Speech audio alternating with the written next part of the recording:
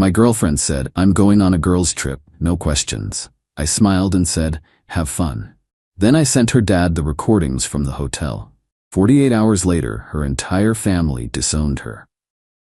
I, 31 male, Jason, am a pretty simple guy. I run a small, successful online business. I have a close circle of friends, and for the past 3 years I thought I had the perfect girlfriend, Stephanie. She was beautiful, smart, and funny. Our life together was comfortable. We weren't talking marriage yet, but it felt like we were on that path. About a month ago, Stephanie came home from her marketing job all excited. Babe, guess what? The girls and I are finally doing it. A weekend trip, just us. We're going to a resort a few hours away to just unplug and relax. I smiled. That sounds great, honey. You deserve a break. Then came the first red flag, so small I almost missed it. She wouldn't meet my eyes. Yeah, it's gonna be amazing, she said, a little too quickly. And, well, it's a no boys allowed trip, like strictly. No calls, no texts unless it's an emergency. Just a real girls' weekend, you know? I raised an eyebrow. Okay, a bit dramatic, but sure, I can survive a weekend without you. I meant it as a joke, but she didn't laugh. I'm serious, Jason, she said, her tone suddenly sharp and defensive. I'm going on a girls' trip, no questions. The way she said it, it wasn't a request, it was a demand, a boundary being drawn in permanent marker. I'm not a jealous guy. I've never been one to check her phone or question her whereabouts. But this felt different. It felt like a test. Or worse, a cover-up.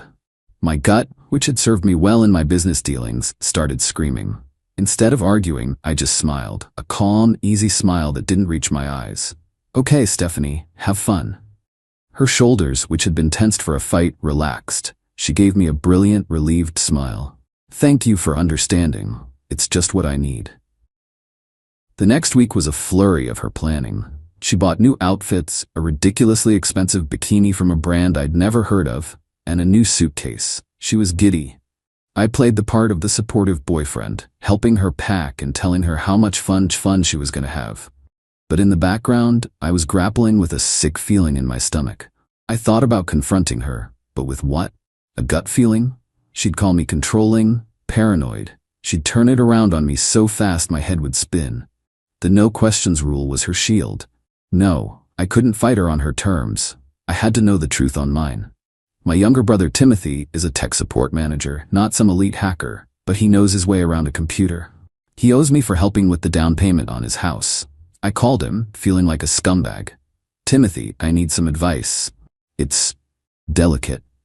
I explained the situation. He was quiet. Jason, this is a dark road, man. Are you sure?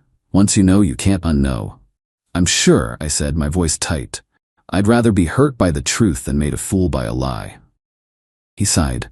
Okay, look, I'm not helping you hack the Pentagon, but people are careless. Does she use your home computer? Do you know the password to her laptop? I did. We'd shared it ages ago for some forgotten reason. Yeah, I admitted, the word tasting sour. Then it's simple, but dirty, he said. There are dozens of keylogger programs out there. Some can do screen captures. You install it, and it uploads the logs and shots to a cloud folder. It's scummy, Jason. And probably legally gray as hell. But if you have physical access and the password, you can do it. I felt a knot of guilt tighten in my stomach, but the memory of her cold, demanding tone pushed it away. The night before she left, while she was in the shower, my hands were shaking so much I could barely type.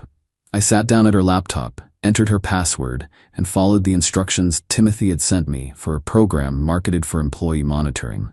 It took 10 agonizing minutes. Every creak of the floorboards made me jump. When it was done, I closed the laptop and felt like I needed a shower myself. When she left the next morning, she gave me a long kiss. I'll miss you, she whispered. I'll miss you too, I said, looking her straight in the eye. Have fun. I spent the next 24 hours in a state of nervous energy. I checked the secure folder Timothy helped me set up every 30 minutes. At first, it was nothing. Logs of her searching for the resort, texting her friends. Then, Saturday afternoon, a new file appeared, a screen recording, with audio, from her laptop's microphone. My heart hammered against my ribs as I clicked play. The resort room was nice, spacious. Stephanie was there, laughing, but she wasn't with her girlfriends. She was with a man. He was tall, good-looking in that generic gym bro way, and he was her boss. George. I'd met him a couple of times at company parties. He was married. The screen recording showed a video call window open on her laptop. They were talking to another couple, but the audio from her laptop's mic picked up everything in the room. I heard her say his name. I heard him call her my little secret. I heard them talk about me. Is Jason suspicious at all? George asked, his hand tracing her back, just off camera. Not a clue, Stephanie said with a laugh that made my blood run cold. He's so trusting. It's almost sad. He just smiled and said, "Have fun." He probably thinks I'm off doing face masks with the girls. Good, George murmured. We don't need any drama. The recording continued. It captured everything, the whole sordid affair, right there in pixels and sound waves. It was devastating. I sat there for a long time, the screensaver eventually kicking in. The calm I had projected to Stephanie was gone, replaced by a cold, hard certainty. This wasn't a mistake. This was a calculated deception.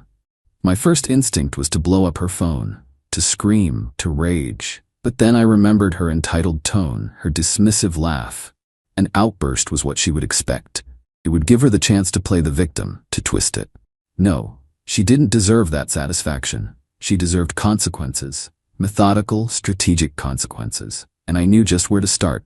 Stephanie worships her father, Mr. Davis.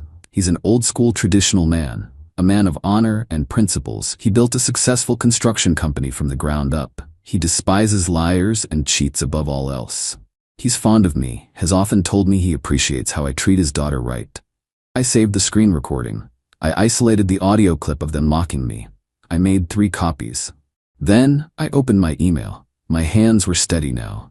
The shaking had been replaced by an icy resolve. The subject line was simple, regarding Stephanie.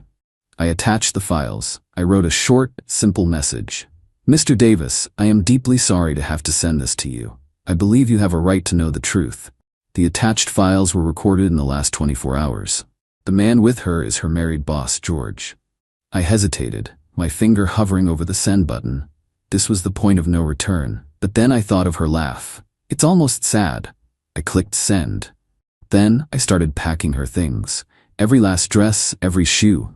I wasn't going to be emotional. This was a severance, clean and decisive. Update 1. It's Tuesday.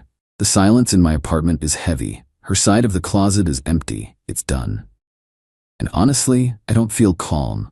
I feel wired, like I've had 6 cups of coffee. My sleep has been terrible, but I don't regret it.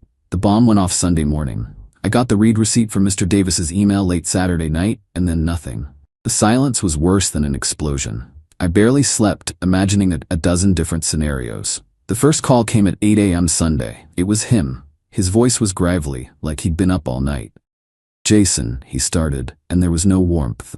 I have seen what you sent me. Why would you do this? Why would you send this to me? For a second I was thrown. I expected anger at her, not at me. Mr. Davis, I thought you had a right to know who your daughter really is. You thought you had a right to shame my family? He shot back, his voice cracking with a mix of fury and pain. To air our dirty laundry? This is a family matter. You should have come to me like a man, not sent this filth. He hung up. My heart sank. Had I miscalculated? Had his instinct to protect his family's image overridden his principles? I felt a wave of nausea. But an hour later the first call from Stephanie came through. I ignored it. Then another. And a flood of texts. Stephanie, Jason, what did you do? My dad showed up at the hotel. He showed up and dragged me out of the room. You had no right. This was private. You spied on me, you freak. Stephanie, pick up the phone, you coward. We need to talk. You've ruined everything. Everything. The entitlement was breathtaking, not a single word of apology. Just pure, uncut rage that I had dared to pull back the curtain.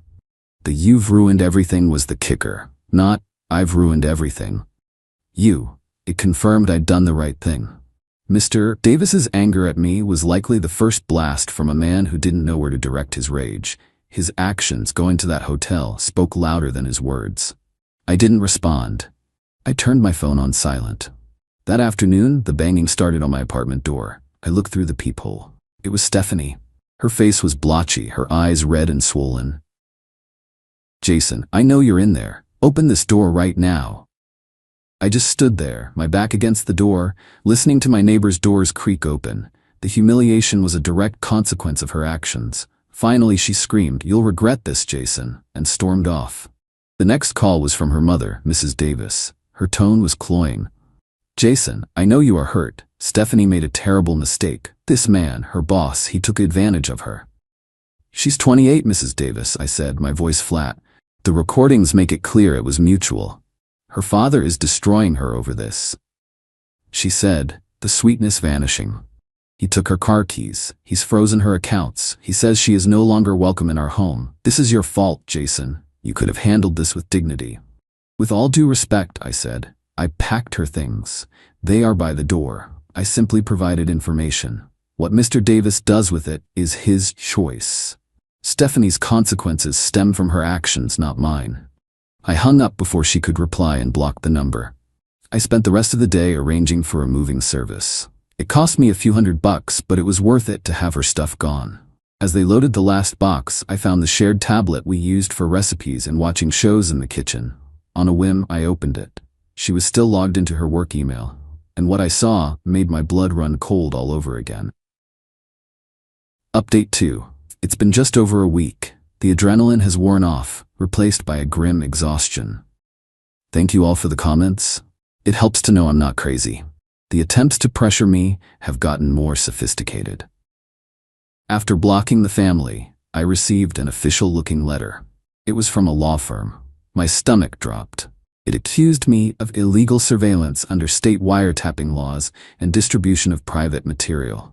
It demanded a public apology and a settlement of $20,000 for emotional distress and reputational damage, or they would pursue both civil and criminal charges. My first call was to Timothy. He swore, "Dude, I told you it was legally gray." My second call was to an actual lawyer. Miss Edwards, my business attorney, was blunt. "This isn't a slam dunk for them, but it's not nothing either," she said after I explained everything, including the keylogger. "The fact that it was her laptop but in your shared home creates a legal mess.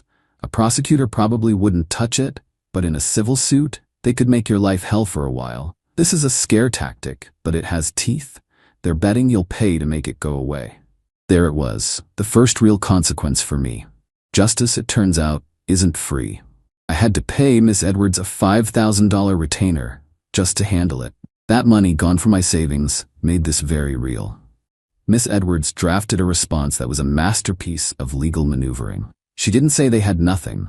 She acknowledged the complexity of the privacy laws, but pivoted to Stephanie's own culpability.